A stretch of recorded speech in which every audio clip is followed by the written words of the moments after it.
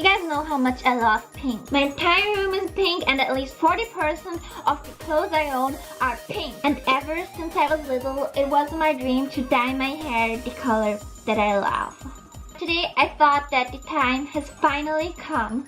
I thought that I'd dye my hair pink. I would have decided to which salon to go and to get extensions as well. I felt like I would be so much happier if my hair was pink. But then I realized that in order to get bubblegum pink hair like this, I would have to bleach my hair. Bleaching your hair involves chemical processes that make your hair lose moisture and shine. And even though the extensions would cover the damage, the day when I will take off the extensions, my hair will be even more damaged than before wearing the extensions.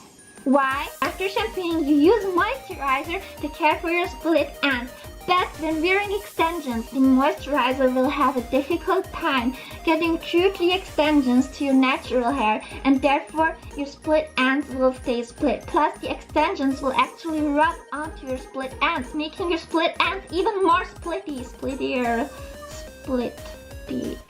Catastrophically damaged. So the next time when I will take out the extensions and put in new ones again, my split ends will be so damaged that you will be able to separate them visibly from the extensions, and it will look super weird and the extensions will be super obvious, which means that you will have to cut your hair. But then your hair will be too short for extensions. Extension horror story aside, after dyeing, your hair would be a vibrant bubblegum pink, but already after a few weeks the color would fade away. Then you would have to go to the hair salon again, and this costs even more money and even more damage to your hair. But you know, I really wanted pink hair. I love pink and it was my dream ever since I was a kid. I want pink hair.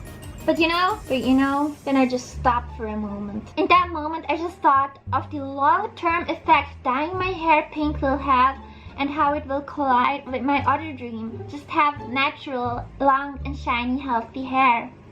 In that moment, I just put down those keys, put on a wig, and recorded this video. If you really want something in this moment right now, and you think you can live without it, it will make your life better, just stop for a second. Even if you think that it will affect your life positively in the long term.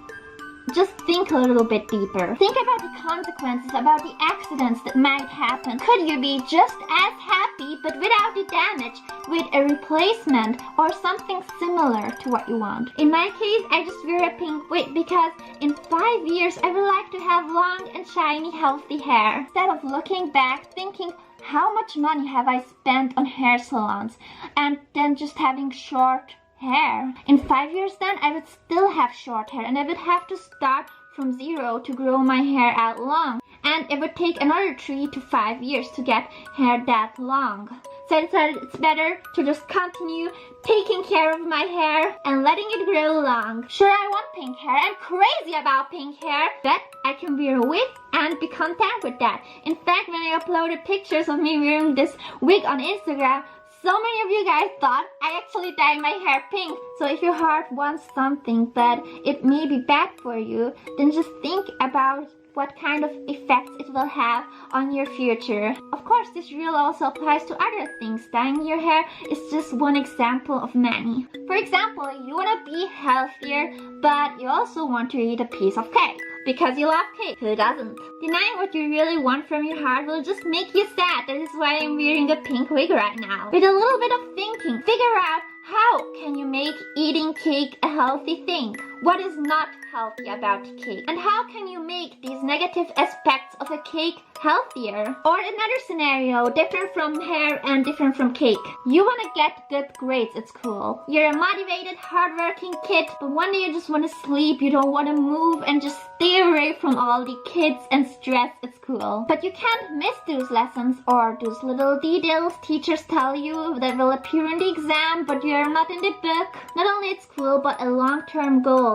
Skipping one day can actually have a huge impact on your process. So instead of feeling down or skipping an entire day, find the core problem. What is it that you really want? You want to skip a day. You want to skip a day and have some time for yourself. There's plenty of time. You just need to find a way on how to reorganize your time. Think of little tricks on how you can smuggle in some time each and every day where you just kind of do whatever you want and forget about all the stress.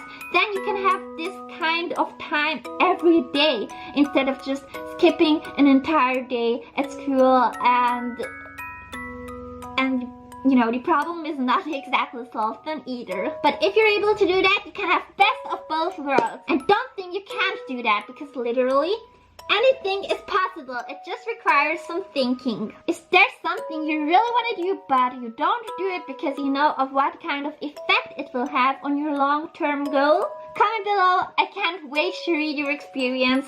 Don't be shy. Thanks for listening today. You can follow me on Instagram at Venus_Angelic.